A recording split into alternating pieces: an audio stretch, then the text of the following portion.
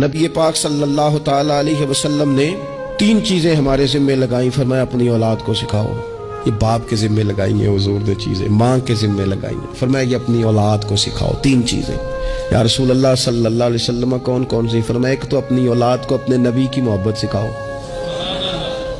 اس کا مطلب ہے ابا کو نعت پڑھنی چاہیے نا، اس کا مطلب ہے اماں کو نعت آنی چاہیے نا، اس کا مطلب ہے حضور کے قصیدے یاد ہونے چاہیے نا، اس کا مطلب ہے نا کبھی بازو تھام کے باپ کا ہے نا پتر چل آج فلان جگہ تجھے لے جاؤں، وہاں مدینے والے کی باتیں ہوں گی۔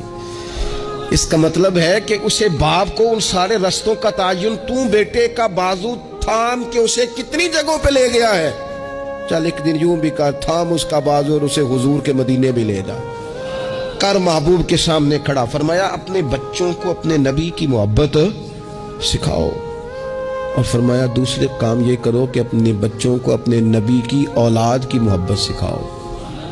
سکھائی حضرت عمر نے جناب عبداللہ کو، عبداللہ ابن عمر کو محبت، تو پھر انہوں نے محبت کی اپنی اولاد کو، اپنے نبی کریم کی اولاد کی، اہل بیت کی محبت سکھاؤ۔ اور تیسرا حضور نے ذمہ لگایا کہ اپنے بچوں کو قرآن پاک کی تلاوت سکھاؤ۔